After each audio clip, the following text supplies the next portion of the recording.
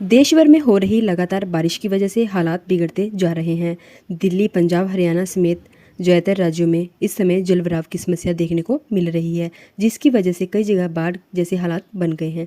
बरसात की वजह से बिगड़ते हालात के बीच अब एक नई समस्या सामने आ गई है। बीते कुछ दिनों में आई फ्लू के मामले इतनी तेज़ी से बढ़ने लगे हैं। ऐसे में आज हम इस वीडियो के माध्यम से आपको इस आई फ्लू के बारे में, इससे बचाव, इसकी सावधानियाँ, किस तरह से इसका उपचार करना है, इसके क्या लक्षण हैं, ये क्यों होता है, कैसे होता है, इन सब के बारे में विस्तार से जानेंगे। तो वीडियो को एंड तक जरूर देखें। क्या है ये आई फ्लू? आई फ्लू यानी कि कंजक्टिवाइटिस या पिंक आई, आम भाषा में हम इसे आंख आना भी कहते हैं। ये एक संक्रमण है जो कंजक्टिवा की सूजन के कारण बनता है। जब हमारे कंजक्टिवा में सूजन या इन्फेक्शन होता है तो ये संक्रमण होता है। कंजक्टिवा क्या है? कंजक्टिवा एक क्लियर पारदर्शी लेयर होती है जो हमारी आंख के सफ़ेद भाग और हमारी आईलेट पलक के आंतरिक परत को कवर करती है। मॉनसून के दौरान हो रही लगातार बारिशें, बाढ़ का प्रकोप, ह्यूमिडिटी, इन्वायरमेंटल चेंजेस की वजह से ये संक्रमण फैलने लगा है, क्योंकि बारिश की वजह से बैक्टीरिया, वायरस जो हैं ये पनपने लगे हैं, जो हमारी आंख को इन्फेक्टेड करने का कारण बन रहे हैं। तो जो लोग बैक्टीरिया, वायरस, एलर्जी के संपर्क में आते हैं, एलर्जिक रिएक्शन और आई इन्फेक्शन जैसे कंजक्टिवाइटिस का कारण बनते हैं। इसे पिंक आई भी कहते हैं। पिंक आई क्यों कहते हैं ये भी जान लीजिए। कंजक्टिवा जो पलक के अंदर की परत और आंख के सफ़ेद हिस्से को ढकता है, उसमें होने वाली सूजन, इसे पिंक आई कहते हैं। जब हमारी आंख जो है वो रेड पिंक कलर की दिखती है तो इसे पिंक आई कहते हैं, क्योंकि आमतौर पर हमारा जो कंजक्टिवा है वो सफ़ेद रंग का होता है। तो कंजक्टिवाइटिस के कारण क्या होता है, जो हमारे आंख के अंदर की सफ़ेद परत है वो लाल पिंक हो जाती है, इसलिए इसे पिंक आई के नाम से जाना जाता है। कंजक्टिवाइटिस की समस्या बैक्टीरिया, वायरस या एलर्जिक तथा केमिकल के एक्सपोजर में आने से हो सकती है। साथ ही इसके फैलने का एक मुख्य कारण है, यदि कोई व्यक्ति इन्फेक्टेड व्यक्ति के संपर्क में आता है तो उससे भी ये हो सकती है। नवजात शिशुओं में, छोटे बच्चों में टीयर डक्ट की पूरी तरह से ना खुलने के कारण भी इसकी समस्या हो सकती है। कंजक्टिवाइटिस एक्यूट और क्रोनिक दोनों ही रूपों में हो सकती है। 2 सप्ताह में ये अपने आप ही ठीक हो जाता है, लेकिन कई लोगों में कंजक्टिवाइटिस का कारण गंभीर भी हो सकता है, तो तुरंत डॉक्टर के पास जरूर जाएं। बैक्टीरियल कंजक्टिवाइटिस है, ये कुछ बैक्टीरिया के संक्रमण के कारण होता है। वायरस और बैक्टीरिया दोनों से ही होने वाला कंजक्टिवाइटिस संक्रमण है। ये संक्रमित व्यक्ति की आंख से निकलने वाला जो डिस्चार्ज है, जो हमारी आंख से निकलने वाला पानी है, उसके संपर्क में आने से ये फैलता है। ये संक्रमण एक या दोनों आंख में हो सकता है। तो वायरल कंजक्टिवाइटिस की बात करें तो इसका मुख्य कारण एडिनोवायरस है। वायरल कंजक्टिवाइटिस जो है ये 7 से 8 दिन में अपने आप ठीक होने लगता है। ये अक्सर एक ही आंख में होता है और कुछ ही दिनों में दूसरी आंख में भी फैल जाता है। तो इसके लिए कुछ सावधानियां हैं जिन्हें बरतना बेहद ही जरूरी है, तो वो वीडियो में आपको आगे बताएंगे। तो वही बात करें एलर्जी कंजक्टिवाइटिस की, तो ये एलर्जी वाली चीज़ों के संपर्क में आने से फैलता है। जैसे जब धूलकण, जहाँ हमारे जो पेट्स हैं उनकी जो फर, जहाँ पेट्स से निकलने वाला डैंड्रफ, तो या कुछ दवाइयों की एलर्जी के कारण भी ये हो सकता है। तो वही अगर हमारी आंखें किसी केमिकल के संपर्क में आती हैं तो भी ये हो सकता है, जब आंख में किसी तरह का केमिकल चले जाने से तभी कंजक्टिवाइटिस के लक्षण देखने को मिलते हैं। आमतौर पर ये 1 से 2 दिन में खुद ही ठीक हो जाते हैं। अब बात करते हैं कंजक्टिवाइटिस के लक्षणों के बारे में। हमें क्या साइन और सिम्टम देखने को मिलेंगे? तो आंखों का लाल या गुलाबी दिखाई देना, इसके साथ ही आंखों में खुजली होना, आंखों से पानी निकलना, आंखों में स्वेलिंग होना, तो साथ ही आंखों से पीला चिपचिपा मवाद निकलना, जिसकी वजह से हमारी आंखें जो है, आईलिड जो पलकें हैं वो खुलती नहीं हैं।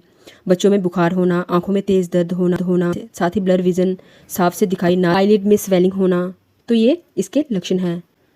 संक्रमण को फैलने से कैसे रोकें? तो इसे फैलने से रोकने के लिए साफ सफाई का ध्यान रखना बेहद ही जरूरी है। इसके अलावा कुछ बातें हैं, इन्हें भी ध्यान में रखें। तो सबसे पहले अपने हाथों को अच्छे से साबुन से या सैनिटाइजर से वॉश करें।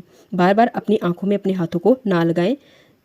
अपनी ज़रूरत की चीज़ें, टॉवल, तकिया, बेडशीट, इन सभी को दूसरों के साथ शेयर ना करें। बार बार आंखों को ना छुएं। प्रोटेक्टिव गॉगल्स यूज़ करें। ब्लैक कलर का चश्मा पहने, क्योंकि ब्लैक कलर का चश्मा इसलिए पहनते हैं, इससे हमारी आंखों तक रोशनी नहीं पहुंचती है। साथ ही भीड़ भाड़ वाली जगह से दूर रहें। स्विमिंग ना करें।